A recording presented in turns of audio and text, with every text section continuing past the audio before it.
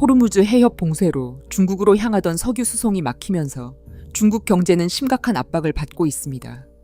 이 때문에 중국이 러시아산 원유 도입을 크게 늘려 상황을 돌파할 것이라는 분석이 여러 곳에서 제기되고 있습니다. 그러나 이러한 구상 앞에는 쉽게 넘기 어려운 현실적 벽이 존재합니다.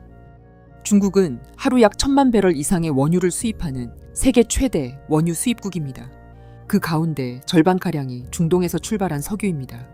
그러나 지금 전쟁으로 인해 아시아로의 원유 흐름이 종전의 10% 미만에 머물고 있습니다. 실질적으로 중동에서 중국으로 이동하던 원유 약 500만 배럴 중에 현재 50만 배럴 정도만 수급하고 있는 상태입니다. 이 상황에서 가장 먼저 등장한 분석은 중국이 러시아의 에너지 수입 확대로 이 위기를 극복한다는 것입니다. 그렇다면 중국이 향후 러시아산 에너지를 통해 지금의 위기를 완전히 극복할 수 있을지 먼저 확인해 보겠습니다. 중국은 이미 러시아의 최대 에너지 고객입니다. 중국이 수입하는 러시아 원유는 약 200만 배럴 수준입니다. 이는 중국 전체 원유 수입의 약 5분의 1에 해당합니다. 러시아 원유는 크게 두 경로로 중국에 들어옵니다. 첫 번째는 육상 운송 루트입니다. 대표적인 노선이 동시베리아 태평양 파이프라인입니다. 이 루트는 러시아 이르쿠츠크 인근 타이셰트에서 출발하여 스코보로디노를 거쳐 태평양 연안의 코즈미노 항까지 이어집니다. 이 지선의 처리 능력은 하루 약 60만 배럴 수준입니다. 문제는 이 수치가 이미 최대 가동 상태라는 것입니다. 두 번째 경로는 해상 수송입니다. 러시아 극동 코즈미노 항에서 출발한 유조선이 중국 산둥성과 랴오닝성 정유단지로 들어옵니다. 동시베리아의 블렌드 원유가 이 경로로 공급됩니다. 이 해상 물량은 최근 몇 년 동안 크게 늘어 약 140만 배럴 이상이 중국으로 들어왔습니다. 즉 육상 루트와 해상 수송을 합치면 러시아에서 중국으로 들어오는 원유는 겨우 200만 배럴 규모입니다. 이제 이 숫자를 중동 공급과 비교하면 결국 러시아산 원유가 중국을 유지시켜주지 못할 것이라는 점은 더욱 분명해집니다. 중국이 페르시아만에서 들여오던 원유는 하루 500만 배럴 이상입니다. 호르무즈 봉쇄가 발생한 지금 상황에서는 이 물량 전체가 위험에 놓여 있습니다. 문제는 러시아 공급을 모두 합쳐도 이 공백을 메우기 어렵다는 것입니다. 여기에 또 다른 한계가 존재합니다. 바로 운송량입니다. 수돗물처럼 수압을 높인다고 해서 더 많은 양의 에너지가 수송되는 것이 아닙니다. 동시베리아 파이프라인 본선의 설계 수송 능력의 경우 약 160만 배럴 수준입니다. 이 가운데 상당량이 이미 코즈미노 항으로 흘러가고 있습니다. 중국으로 직접 연결되는 지선은 앞서 언급한 것처럼 하루 약 60만 배럴입니다. 그러나 이 수송망들은 중국이 에너지 위기에 직면했다고 해서 에너지 운송량을 갑자기 2배로 늘릴 수 있는 설비가 아닙니다. 추가 공급을 위해서는 새로운 파이프라인 건설이나 대규모 증설이 필요합니다. 러시아와 중국은 이런 문제를 해결하기 위해 새로운 에너지 노선을 논의해 왔습니다. 대표적인 계획이 중러 제2가스관 사업입니다. 이 노선은 러시아 야말 반도의 가스를 몽골을 거쳐 중국 북부로 보내는 계획입니다. 그러나 이 사업은 아직 건설 단계에 들어가지 않았습니다. 여전히 가격 협상과 금융 조달 문제가 남아 있으며 완공까지 앞으로도 수년이 걸릴 것으로 예상됩니다.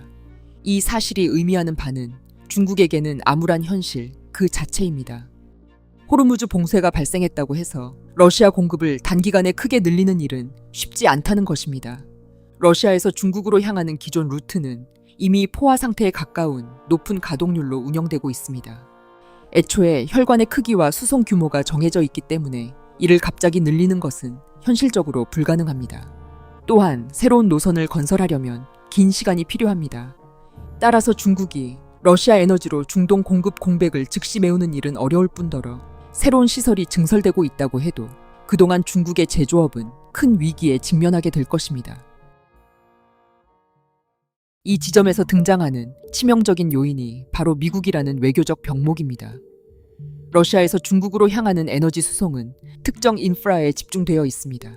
파이프라인 몇 개와 극동 항만 몇 곳이 핵심 통로입니다. 이 통로의 처리 능력이 전체 공급 확대의 상한선을 결정합니다. 이미 한계가 정해져 있기 때문에 위기 상황이 발생하였다 해도 이 한계를 넘기는 어렵습니다. 또한 이러한 병목 지점은 국제 정치가 개입할 수 있는 지점이기도 합니다. 에너지 파이프라인 확장은 막대한 자본과 기술이 필요한 사업입니다. 국제 금융, 장비 공급, 보험, 해운 계약이 동시에 움직입니다. 이 과정에서 미국의 금융 제재나 기술 제한이 작동하면 사업 속도는 크게 늦어질 수 있습니다. 에너지 인프라 확대는 정치와 금융 환경에 영향을 크게 받습니다.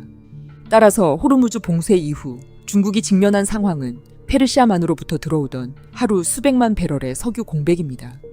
바로 이 지점에서 중국 에너지 공급의 취약성이 드러납니다. 여기서 또 하나의 병목이 등장합니다. 러시아 에너지 확대를 가로막는 요소는 파이프라인의 용량만이 아닙니다.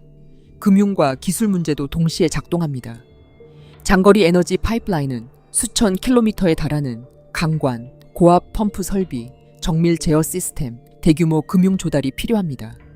이런 사업은 국제 금융망과 장비 공급망을 통해 추진됩니다. 그러나 미국은 이미 러시아 에너지 산업에 대해 강력한 제재를 가하고 있습니다.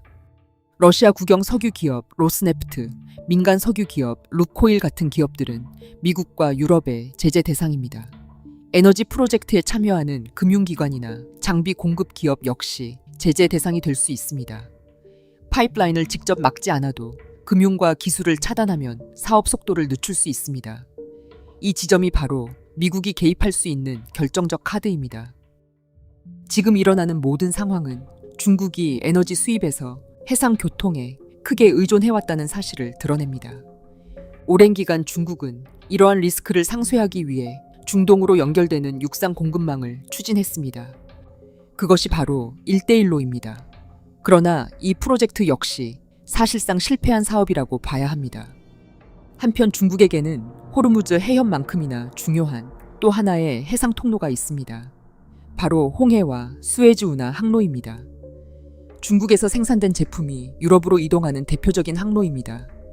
중국 상하이, 선전, 닝보 같은 대형 항구에서 출발한 컨테이너선은 말라카 해협을 지나 인도양으로 들어갑니다. 이후 아덴만을 거쳐 홍해로 올라갑니다. 홍해 북쪽 끝에서 수에즈 운하를 통과하면 지중해로 들어가고 그 다음 유럽 항구로 향합니다. 이 노선은 아시아와 유럽을 잇는 핵심 해상 교통로입니다. 현재 중국 제조업은 유럽 시장에 크게 의존합니다. 독일, 네덜란드, 프랑스, 이탈리아 같은 국가로 대량의 공산품이 수출됩니다. 자동차 부품, 전자제품, 기계 장비, 소비재가 이 항로를 통해 이동합니다.